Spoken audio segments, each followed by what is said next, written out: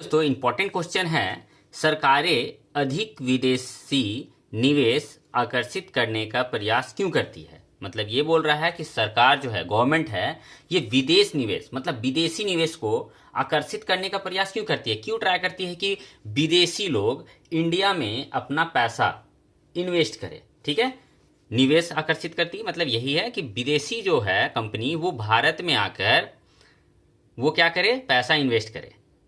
तो ये क्यों चाहती है सरकारें, तो चलिए इसे डिस्कस करते हैं और इसका आंसर को पता करते हैं।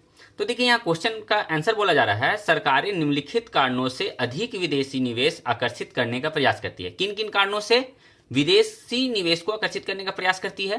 तो सबसे पहला पॉइंट है, विदेशी निवेश से देश में रोजगार के नए अवसर पैदा होंगे। अब देखिए, विदेशी निवेश से देश में रोजगार के नए अवसर पैदा होंगे, इसका मतलब कैसे होगा। तो देखिए, यदि मान लेते हैं कि इंडिया में एक विदेशी अमेरिकन कंपनी है टेस्ला मोटर्स। टेस्ला मोटर क्या है, ईवी व्हीकल बनाती है, मतलब बैटरी से चलने वाली कारें बनाती है।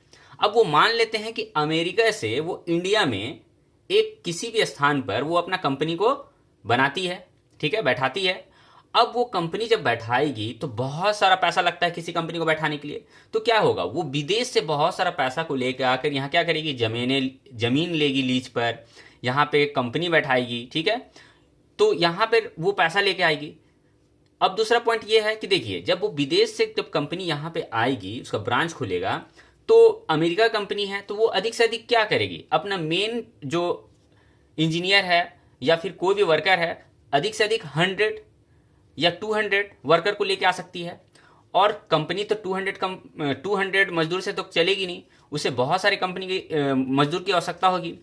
तो वो लेबर जो होगा इंडिया से ही लिया जाएगा।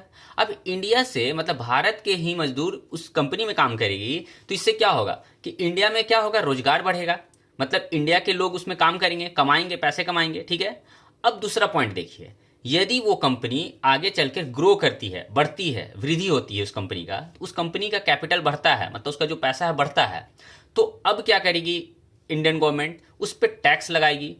ठीक है, अब टैक्स लगाएगी, जैसे मान लेते हैं वो 100 रुपये कमाती है कंपनी, तो वो 30 रुपये अपने पास रख लेगी, तो 30% का टैक्स लग जाएगा। अब उसमें क्या हुआ, इंडियन गवर्नमेंट को 30 से 40% का टैक्स लगा लिया। अब उसको बिना कुछ किए 30 से 40 रुपये मान लेते हैं वो कमा लिया बिना कुछ किए। तो इससे क्या है, इंडिया का कैपिटल बढ़ेगा, इंडिया का पैसा बढ़ेगा और इंडिया क्या होगा, धीरे धीरे ग्रो करेगा। तो यदि एक कंपनी से वो 30-40% इंटरेस्ट चार्ज करती है मान लेते हैं, तो इसी तरह से बहुत सारी जब कंपनी आएगी, करोड़ों रुपए इन्वेस्ट करेगी, तो इंडिया को क्या होगा, बहुत सारा पैसा मिलेगा और इंडिया क्या करेगा, ग्रो करेगा। ठीक है, और यदि ग्रो तो करेगा ही, और यदि वो कंपनी यहाँ आती है विदेशी कंपनी, तो यहाँ पर जब वो काम करेगी तो इंडियन जो है इंडिया के जो इंजीनियर है या फिर बहुत सारी टेक्निकल जो काम करते हैं, तो वो क्या करेगी, उस कंपनी का टेक्निकल जो है टेक्नोलॉजी है वो सीखेगी, और सीख कर वो क्या कर सकती है, इंडिया में भी अपने इंडियन नेम से भी उस कंपनी की तरह ही बना सकती है। तो ये सब टेक्नोलॉजी इंडिया के पास भी आ जाएगा, तो इससे बहुत सारा फायदा होता है।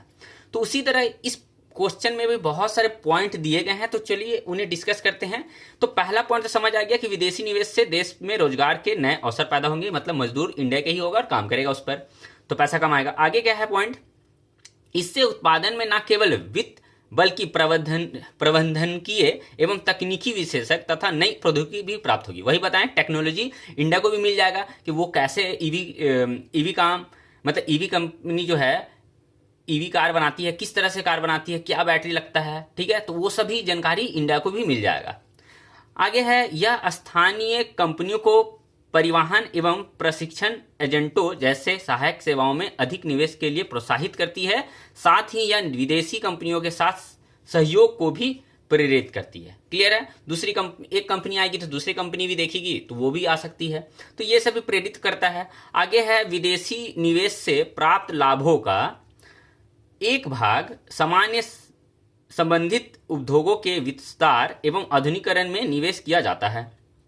ठीक है, विदेशी निवेश से प्राप्त लाभों का एक भाग जो है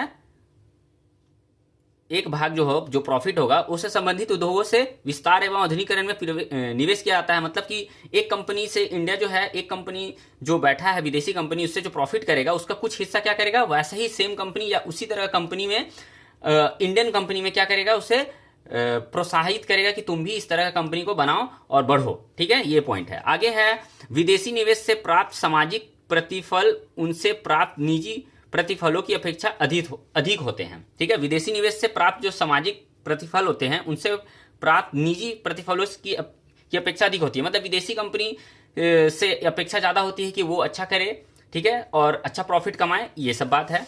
आगे है सरकारें विदेशी फार्मों के लाभ पर कर लगाकर एवं रियायत समझौते से रियल्टी द्वारा राजस्व प्राप्त करती है, वही टैक्स है।